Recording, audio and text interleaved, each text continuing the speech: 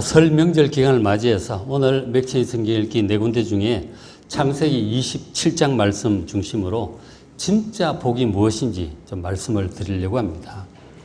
우리가 설이 되면 다들 인사하잖아요. 새해 복 많이 받으세요. 그래요. 새해 복 많이 받으시라고 인사를 합니다. 근데 여러분, 그 복을 받으라는 말이 진짜로 뭘 받으라는 것 같아요? 복이 뭐냐고. 사람들이 무슨 의미로 복을 받으라고 하느냐고. 그 진짜 뜻이 뭔 것 같아요? 근데 그래서 제가 민속 대백과 사전을 좀 찾아봤어요. 찾아보니까 복이 뭐냐면 쉽게 말해서 행운과 행복을 얘기한다고 합니다. 행운이래, 행운. 그러니까 모든 일에 행운이 따라서 일마다 다 잘 되고 그래서 행복하게 살기를 원한다는 뜻이죠. 그게 복 받으라는 이제 보통 사람들이 사용하는 뜻입니다. 그러니까 복을 받은 사람은 일단 행운이 있는 사람이다 하는 거죠. 그러니까 그런 사람은 복권을 딱 사면 크든 작든 당첨이 잘 돼. 제비를 뽑아도 좋은 쪽으로 잘 뽑혀요. 사다리를 타도 잘 돼. 그죠? 그런 것도 잘 되고. 그러니까 복을 받은 사람은 장사를 해도 딱 손대는 아이템마다 이게 잘 풀리는 거죠. 복이 없는 사람은 막 영 안 되는 것만 택하기도 하고 그러잖아요.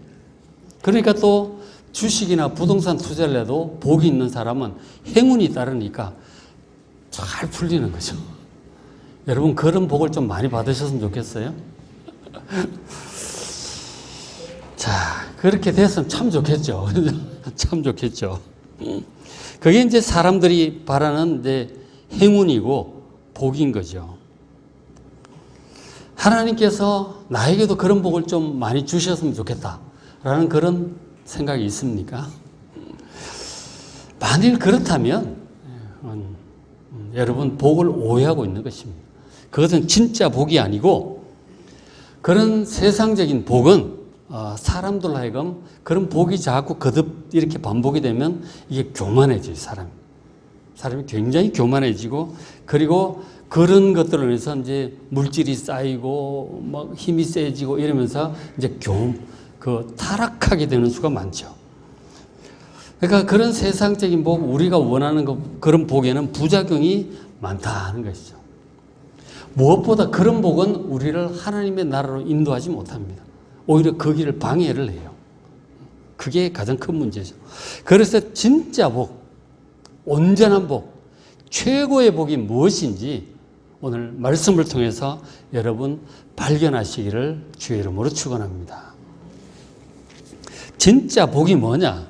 이게 진짜 복이에요.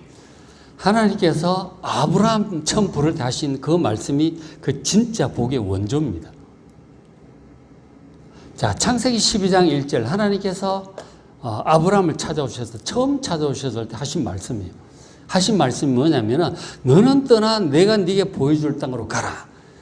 지금 살고 있는 것을 정리해서 떠나서 내가 인도할 새로운 땅으로 가라고 하셨어요. 하나님의 인도하심을 따라 가자. 자, 그렇게 하면 2절에 내가 너로 큰 민족을 이루게 할 것이다. 지금 아브라함 75세 애를 못 낳고 있는 중이었어요. 근데 하나님께서 큰 민족을 이룬다고 하는 거죠. 당연히 애는 낳는 것이고 가문이 번성할 것이고 세월이 흐르면 그게 민족이 된다고 하는 거죠. 이건 뭐 엄청난 복이죠. 그리고 너에게 복을 주어서 네 이름을 창대하게 할 것이다. 그러니까 창대하다는 말은 위대하다는 뜻이에요. 위대한 이름이 될 것이다. 다들 너를 존경하게 될 것이다. 그리고 너는 복이 될 것이다. 전에 번역은 복의 근원이 될 것이다 그랬어요. 그 이제 실제로 단어는 그냥 브라카, 이게 복이에요. 복이 될 거다. 그 아브라함이 복이 되어서 아브라함을 통해서 복이 막 흘러가는 거죠. 우리 그런 사람이 있잖아요. 누가 예를 들어 집안에 며느리가 들어왔다. 그 며느리가 들어오면서 안 되던 집안 일들이 막 풀리는 그런 일들이 있어요. 그런 저 며느리는 참 복이 있는 사람이 복덩이가 굴러 들어갔구나. 그렇게 말을 하죠. 직장도 마찬가지예요. 새로운 이제 직장 누가 신입사원이 들어왔든지 새로운 부장이 왔든지 이렇게 되었을 때 그 사람 때문에 이게 막 일이 잘 풀리고 이렇게 되는 건 이제 복이 있는 사람이다 하는 거죠. 그런 뜻이죠. 너는 복이 될 것이다. 그 사람 때문에 주변의 사람들도 다 복을 받게 되는 그런 사람. 요셉 같은 경우도 그랬잖아요. 요셉이 가니까 그 보디발 그 시위대장 집도 일이 잘 형성에 풀리기 시작합니다. 그리고 요셉이 나중에 누명 쓰고 감옥에 들어갔는데 요셉이 감옥에 들어가서 그 일을 돌보니까 감옥 안이 아주 분위기가 좋아졌어요. 그런 거를 말하는 것이죠. 복덩이가 될 것이다 이런 뜻이에요. 그죠? 그 복을 받은 사람은 그렇게 돼요. 다른 사람들에게 복을 막 끼치는 사람인 거죠. 복 받게 하는 사람. 그리고 3절에 너를 축복하는 자에게는 내가 복을 내리고 너를 저주하는 자에게는 내가 저주할 것이다. 이 내가 누구냐? 하나님이에요. 천지의 창조주 하나님. 전능하신 하나님. 그러니까 아브라함을 축복하면 누구든지 아브라함이 참 그 바른 길을 가고 복 받는 길이고 저렇게 살아야 된다. 라고 아브라함을 축복하면 그 사람이 복을 받는다는 거죠. 그러니까 아브라함이 살아가는 그 방식, 하나님과 함께 동행하며 하나님 말씀에 순종하여 따라가는 그 삶의 방식을 좋게 생각하고 축복하는 사람은 같은 복을 받게 된다고 하는 거죠. 그러나 반대로 아브라함을 저주하는 사람은 저주를 받게 될 것이다. 그러니까 아브라함이 저렇게 살아가는 게 마음에 안 든다는 거예요. 하나님은 무슨 하나님 주관을 가지고 열심히 해야지. 하나님 필요 없다고 하는 사람이 있죠. 아브라함을 오히려 저주하게 되는 거죠. 그런 사람은 저주가 임할 것이라고 말씀하셨어요. 그러니까 사람들이 복을 받는 방법은 아브라함을 축복을 하는 것이죠. 어쨌든 아브라함은 가는 데마다 이제 축복을 받게 되어 있는 거죠. 왜냐하면 아브라함을 축복해야 복을 받으니까. 가면 사람들도 다 아브라함을 축복해요. 그리고 아브라함도 다른 사람한테 복이 됩니다. 복의 통로가 되고 복의 전달자가 되는 것이죠. 그리고 더 중요한 것은 결정적인 것은 마지막에 땅의 모든 족속이 너로 말미암아 복을 얻을 것이다. 세상 모든 사람들이 아브라함 때문에 복을 얻을 것이다. 저거는 또 무슨 얘기인지 정말 이해하기 어렵죠. 저거는 성경 전체적으로 좀 보셔야 됩니다. 아니 아브라함 도대체 어떤 사람이길래 세상 모든 족속들이 아브라함 때문에 복을 받느냐고. 이거는 정말 이해하기 어려워요. 저것만 갖고는 어려워요. 성경을 우리가 전체에서 보니까 결국은 무슨 뜻이냐면 아브라함의 후손 중에 구원자가 올 것이라고 하는 거죠. 바로 메시아가 올 것이다. 메시아가 히브리어인데 그걸 헬라어로 하면 그리스도죠. 기름 부음 받은 자, 하나님의 종. 그 아브라함의 후손 중에 그 메시아가 구원자가 올 것이고 그 구원자 때문에 세상 모든 사람들이 구원의 복을 받게 될 것이라고 하는 그런 뜻입니다. 땅의 모든 족속이 복을 받는다고 하는 것이죠. 이 구원의 복을 말씀을 하고 있는 것이죠. 그러니까 아브라함도 자기 후손으로 올 그 메시아에 대해서 상당히 알고 있었다고 여겨져요. 성경 전체적으로 봐도 그렇죠. 사도 바울도 그런 얘기를 하고 있고. 그러니까 이 메시아를 통한 구원자 예수 그리스도를 통해서 구원의 복을 받게 될 그 통로가 되는 것이죠. 그러니까 아브라함의 그 복 속에 구원의 복이 있는 것입니다. 메시아를 통한 구원의 복, 영생의 복이 있는 거예요. 진짜 복은 이게 진짜 복이에요. 저 복은 누가 주느냐? 쥐띠는 흰색을, 제가 쥐띠인데 흰색이 좋다 이래갖고 흰곡식을 먹어야 돼. 전 잡곡을 좋아하는데 복 못 받겠네. 저런 엉터리 같은 얘기를 믿는다니까 사람들이. 그러니까 삼재를 따지고 뭐를 따지고 뭘 따지는 게 그렇게 안 되는 것도 많고 저런 걸 따라가게 되는 거죠. 옛날에 그래서 박정희 대통령이 이 미신 타파 그러고 다 없애버렸잖아요. 그죠? 요즘은 또 민속, 민족 문화 이런 거 다시 막 살아나더라고. 그런 것들이. 참 큰 문제죠. 저런 것들을 믿고 따르는 거죠. 이 복이 뭐냐? 사람들이 말하는 그런 행운이죠. 일이 잘 돼가 돈 잘 벌고 막 일 잘 올라가고 이걸 이제 원하는 것인데 그게 복이 아니고 진짜 복은 이런 거예요. 이 복은 어떻게 받느냐? 이거 하나님께서 주시는 거예요. 하나님께 구하셔야 돼요. 복을 하나님께 구해야지. 착한 일 하면 좋은 일이 좋죠. 그건 당연히 하나님께서도 착하게 살면 복 주신다고 그러셨어요. 신명기 28장에 보면. 착하게 살면 복 받아. 그 부처님 말씀도 마찬가지고. 그 착하게 살라는 얘기잖아요. 마지막 부분도 그렇고. 그건 당연히 복 받습니다. 그러니까 하나님께서 복 주세요. 하나님이 복을 주시는 거란 말이에요. 우리가 복을 받기 합당하게 행동하면 그건 하나님께서 복을 주시는 거예요.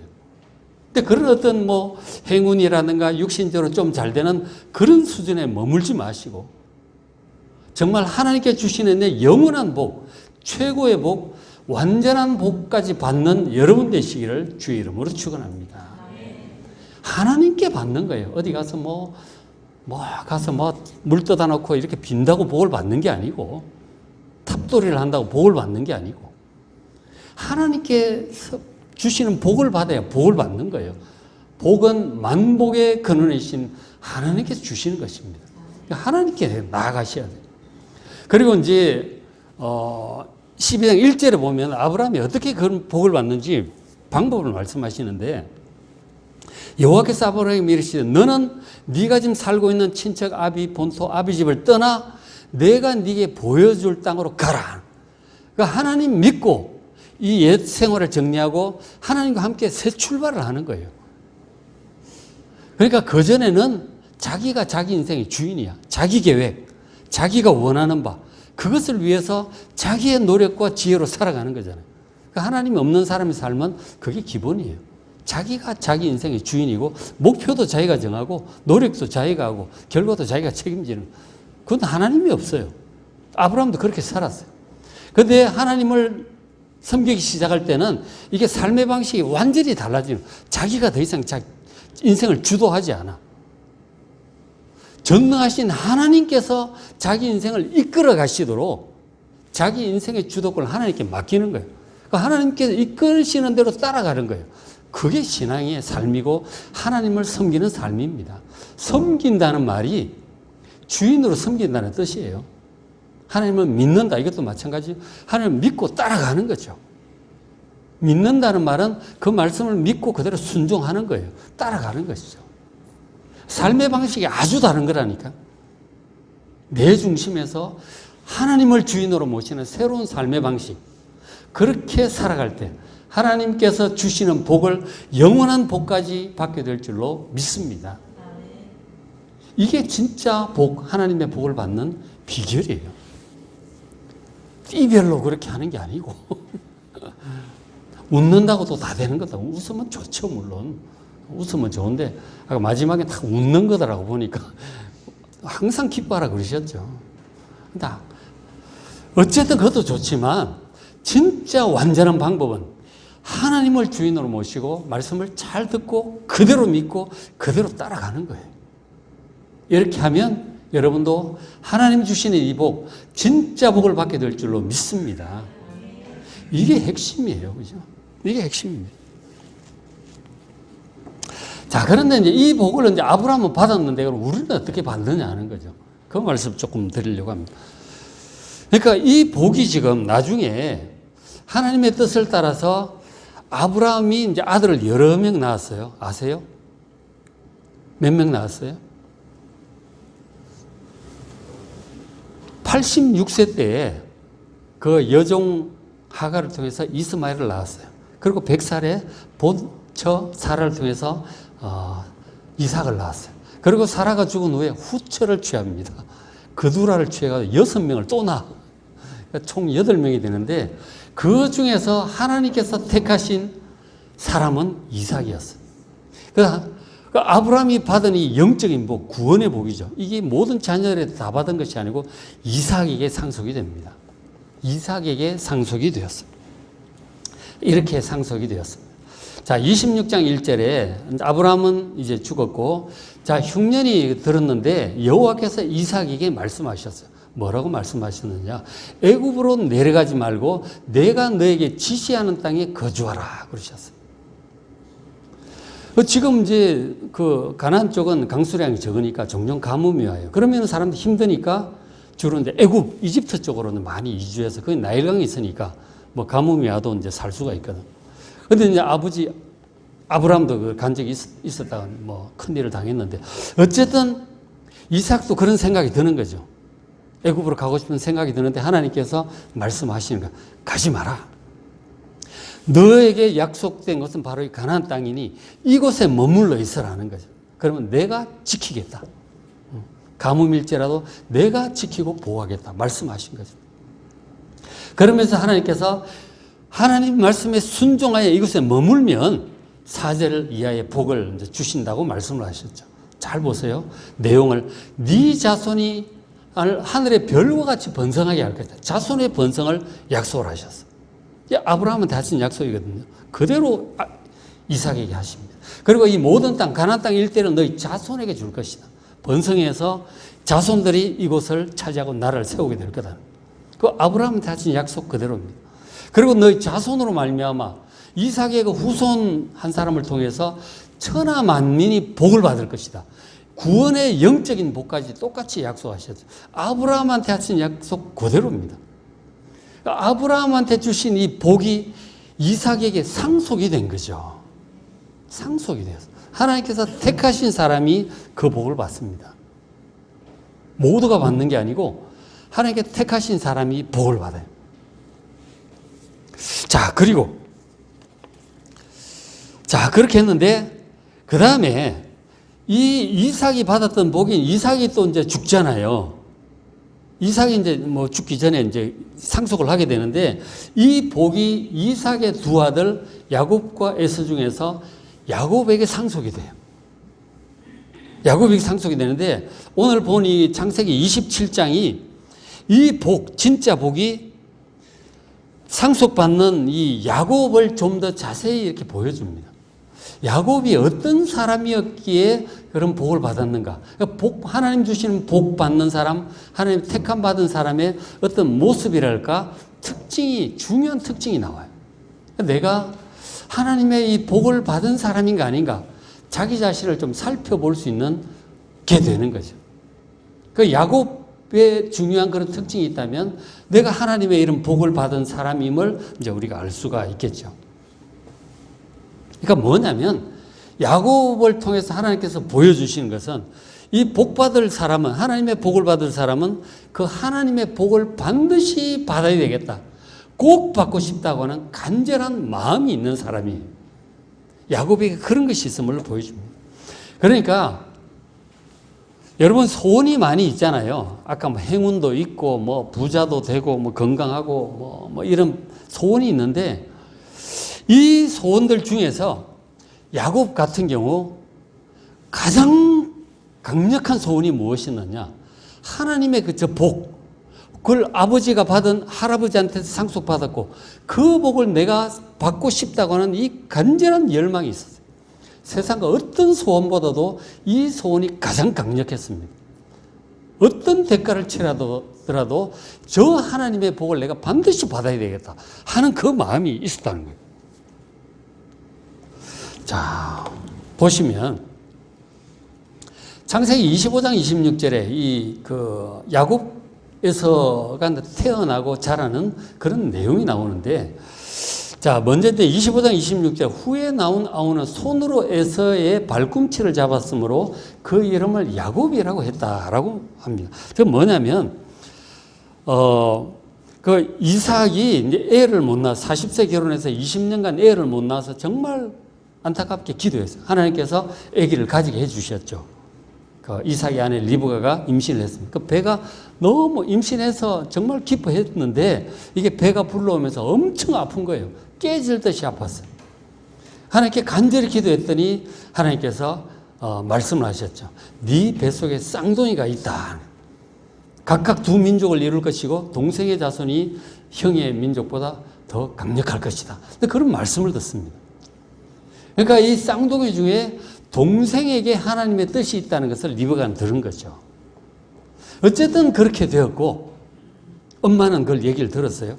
아마 아버지한테 얘기를 했겠죠. 이삭한테도. 그렇게 했고. 그렇게 해서 실제로 이제 산딸에 대해서 애를 낳는데 어떻게 됐느냐. 쌍둥이였는데 한 애가 나왔잖아요. 동생이 나오는데 발목을 잡고 바로 따라 나왔어. 쌍둥이를 낳아도 그런 경우는 극히 드물잖아요. 극히 드물어요. 우리 예진이 같은 경우는 이제 발목을 잡고 나온 건 아니었죠. 한 1분 간격으로 나왔다 그랬잖아요. 그죠? 그러니까 이거는 발목을 잡고 나왔다는 거예요. 그렇지, 그 얘기를 하고 있는 거죠. 그래서 발목을 뒤꿈치를 잡았다 그래서 이름을 야곱이다. 그렇게 붙였다고 해요. 이게 뭐냐면은 이 야곱이 뱃속에서부터 먼저 나오려고 애를 썼다는 거죠.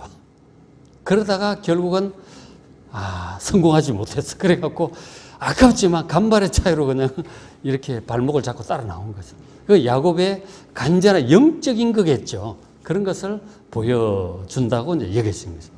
그리고 이제 그 형으로 못 나온 게 너무너무 애통했던 것이죠.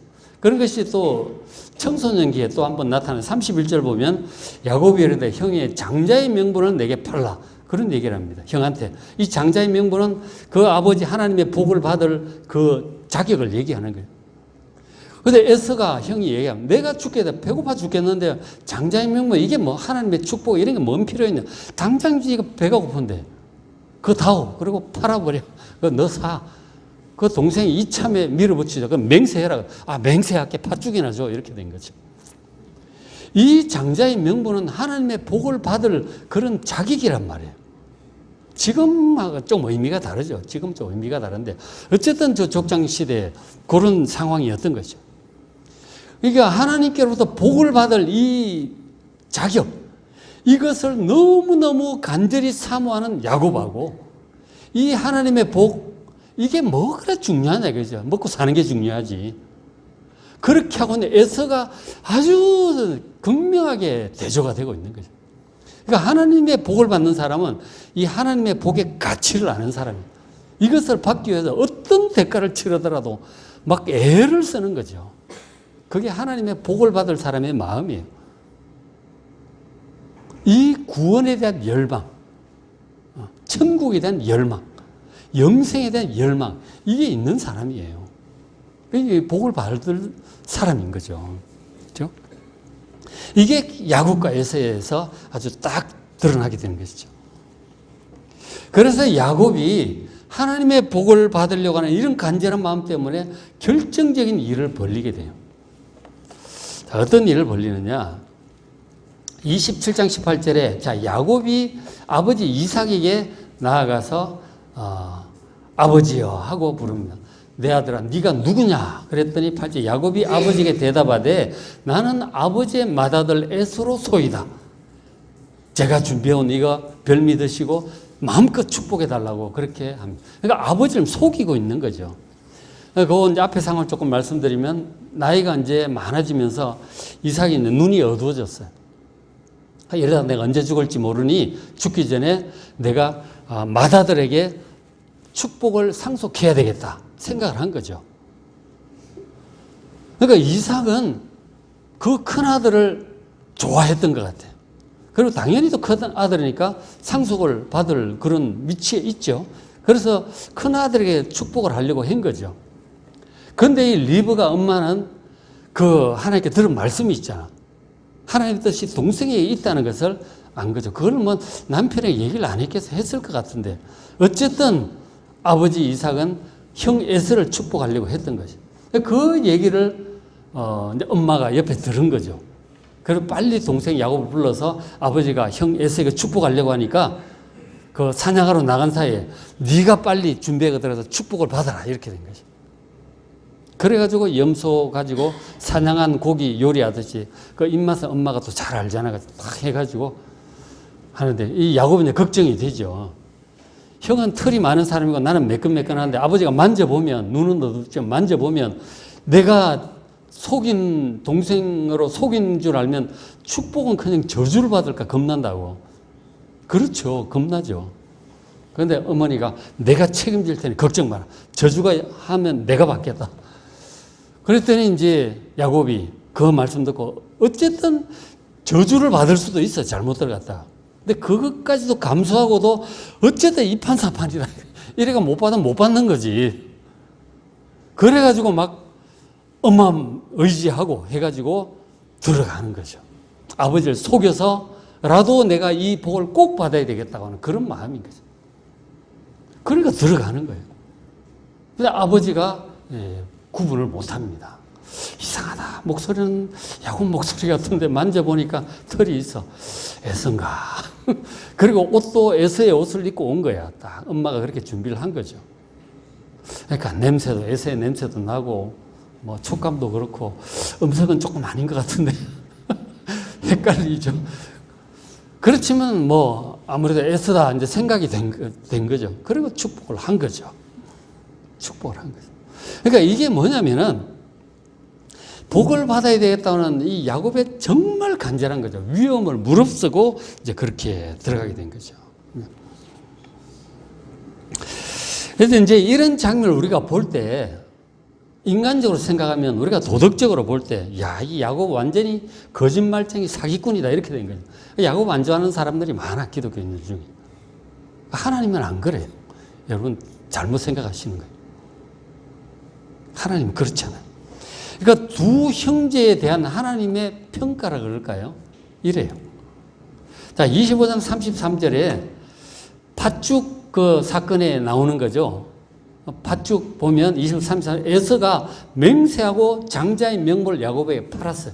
네가 가져라. 그리고 팥죽하고 떡 먹고. 그래서 34절 야곱이 그 맹세까지 듣고 떡과 팥죽을 형 에서에게 줍니다. 그러니까 에서가 먹고 마시고 일어나 갑니다. 뭐 거침없죠.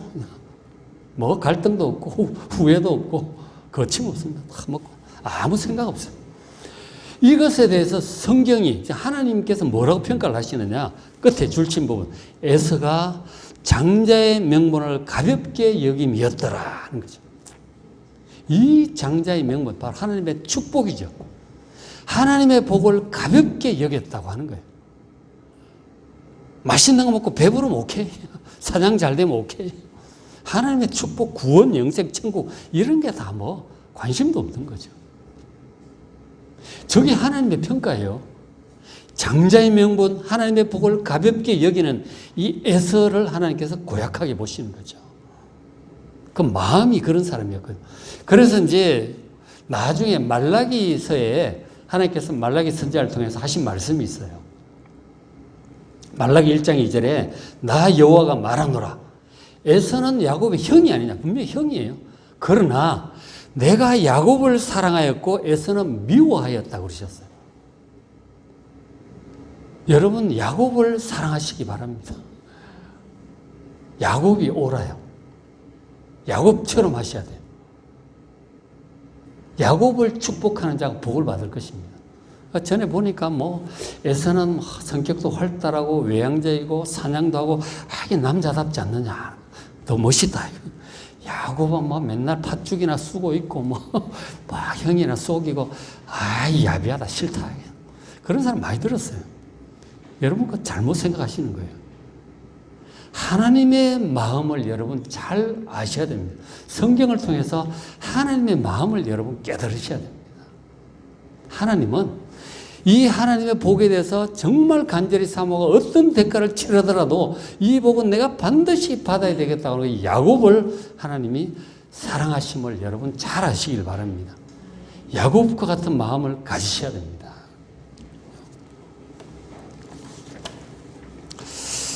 그래서 결국은 이제 아버지 이삭이 동생 야곱에게 축복을 해요.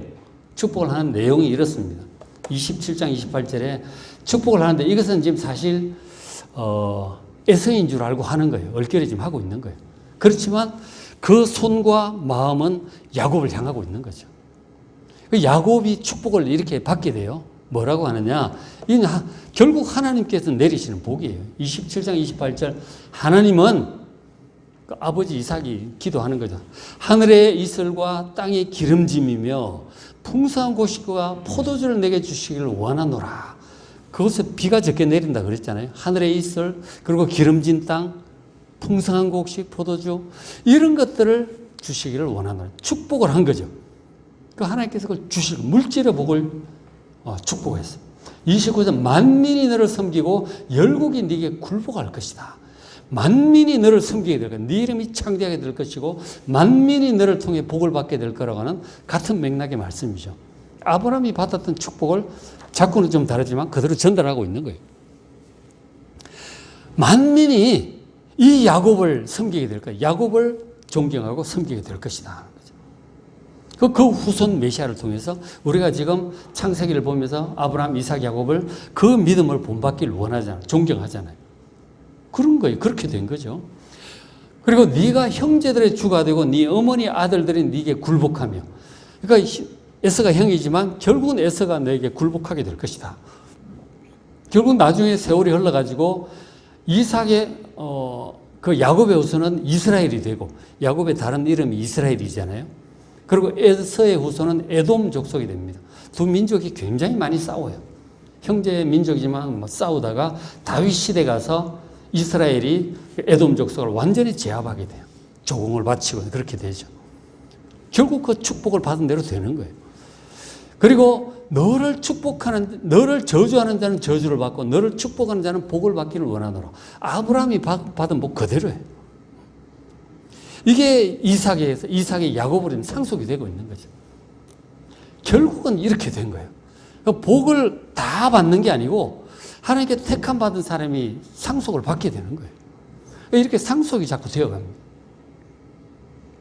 그리고는 이제 나중에 28장에 가서 그 형 에서가 이제 동생을 죽이려고 해요. 자기 복 가로챘다고. 뺏기고 난 다음에 후회하는 거죠. 처음에 관심도 없다가. 그러니까 그 어머니 리브가 안 되겠다 싶어가지고 자기 친정 하란 쪽으로 보냅니다. 그리고 보내는데 그때 아버지 이삭이 야곱을 불러다가 가기 전에 정식으로 다시 축복합니다. 여기 이번에는 진짜 제정신으로 진짜로 축복하는 거예요. 야곱인 줄 알고. 왜냐하면 하나님의 뜻이 야곱에게 있다는 것을 깨달은 거죠. 진짜 축복을 해요. 28장 3절 전능하신 하나님이 너에게 복을 주시어, 복이죠. 하나님 주시는 복, 진짜 복. 네가 생육하고 번성하게 하여 네가 여러 족속을 이루게 하시오. 자손이 번성하게 될 것이다. 특별히 여러 족속을 이룬다고 하는 것은 야곱은 12아들 전부 다 하나님의 백성이 됩니다. 12지파가 되죠. 그런 복을 이제 받게 되고. 그러니까 이스라엘의 진짜 참 조상이 되는 거죠. 그리고 4절 아브라함에게 허락하신 복, 아브라함의 복이잖아요. 그것을 너에게도 주시길 원한다고 축복을 하는 거죠. 그 너와 함께한 자손에게도 주사 그 야곱의 모든 후손들이 아브라함의 복을 받는다는 거죠. 하나님이 아브라함에게 주신 땅, 곧 네가 거류한 땅, 이 가나안 땅을 네가 네 후손들이 차지하기를 원하노라. 땅의 축복, 자손의 번성의 축복, 영적인 복 포함한 아브라함의 복이 야곱이 통째로 받는 거죠. 그리고 야곱의 12아들도 다 받기를 원한다고 이런 축복을 해요. 아브라함이나 야곱 같은 경우는 모든 자녀가 다 복을 받은 게 아닌데 야곱 같은 경우 12아들이 전부 이 아브라함의 복을 받아요. 이게 큰 복이죠. 이스라엘의 진짜 참된 이제 조상이 되는 거죠. 그 나라 이름이 아브라함이나 이삭이 아니고 이스라엘이잖아요. 이스라엘은 야곱의 다른 이름이잖아요. 그렇게 된 거예요. 이렇게 간절히 사모하던 야곱이 복을 제대로 받은 거죠. 어떤 복? 아브라함의 복. 진짜 복, 하나님의 복을 받은 것이. 자, 근데 이 복이 우리하고 뭔 상관이냐고. 이스라엘 사람들이 받는 거 아니에요? 우리가 그 복을 받을 이스라엘 사람들은 어떻게 복을 받아? 그래서 2000년 후에 예수님이 오신 다음에 사도 바울이 성령의 감동으로 아브라함의 복에 대해서 이렇게 말씀을 해줍니다. 자, 갈라디아 3장 13절 그리스도께서 우리를 위해 자, 14절 보세요. 이는 그리스도 예수 안에서 아브라함의 복이 이방인들에게 미친다는 거예요. 아브라함의 복이 그리스도 예수 안에 있는 모든 이방인들에게 상속이 된다고 하는 거예요. 이 그리스도 예수 안에서 상속이 된다니까. 그 13절 그리스도께서 우리를 위하여 저주를 받은 바 되사 예수님께서 우리가 받을 형벌을 대신 받으셨죠. 그래서 우리를 율법의 저주에서 속량 해방시켜 주셨어요. 그래서 우리의 구원자 이 예수 그리스도를 믿고 세례를 받은 사람 예수 안에 있는 거예요. 그 사람들은 이방인일지라도 아브라함의 복을 모두 받게 된다고 성령의 감동으로 가르쳐주고 있습니다. 여러분, 예수 믿는 여러분은 이 야곱이 그렇게 간절히 사모해서 받았던 그 아브라함의 복을 여러분도 받으셨음을 믿으시길 바랍니다. 이 복이 하나님을, 예수님을 믿고 구원받은 모든 우리 그리스도인들에게 야곱이 그렇게 간절히 사모해서 받았던 그 아브라함의 복을, 동일한 복을 우리도 받으셨음을 믿습니다. 그래서 이 복을 여러분 이미 받은 분임을 여러분 아셔야 돼요. 이 복을 받은 사람은 민수기 23, 4장인가 그때쯤 보면은 발람이 이스라엘 백성을 저주를 하려고 시도를 해요. 그런데 하나님께서 말씀하시기를 저주를 못하게 하십니다. 왜냐하면 이 사람들은 복을 받은 백성이기 때문에 저주하지 말라. 저주를 못하게 막으셔야 하는 게 복이, 저주가 안 통해요. 그런데 무슨 쥐띠는 흰색을 써야 되고 다른 색을 쓰면 애기 오고 이런 거 없어요. 삼재 그런 거 없다니까. 그리스도인들에게 어떤 저주도 통하지 않습니다. 하나님의 복이 우리를 확실하게 보호하고 계심을 믿으시기 바랍니다. 예수 믿는 사람, 구원받은 그리스도 안에 있는 자가 아브라함의 복을 받은 사람들이에요. 저주가 통하지 않는 사람들이에요. 누가 어떤 우리를 저주해도 욕을 해도 그 저주 절대로 안 통합니다. 걱정하지 마세요, 여러분. 점쟁이가 뭔 소리를 해도 말 들을 것도 없지만 개무시해도 됩니다. 그런 것들은 아무것도 아니에요. 이 아브라함의 복, 예수님께서 우리 대신 저주를 받으셨기 때문에 십자가를 지신 사건이 그렇게 중요한 거예요. 그래서 우리가 아브라함의 복을 받게 된 것입니다. 자, 성도 여러분, 말씀을 마무리합니다. 구원받지 못한 사람들이 추구하는 그 행운이나 그 육신적인 복이 아니라 야곱처럼 진짜 복인 하나님의 복을 정말 사모하시고 기뻐하시고 감사하는 여러분 되시길 바랍니다. 아브라함과 이삭과 야곱처럼 이 하나님 잘 믿으시고 말씀 잘 듣고 순종하여 그렇게 살아감으로써 이 하나님의 복을 확실하게 누리며 살아가는 여러분 되시기를 주의 이름으로 축원합니다.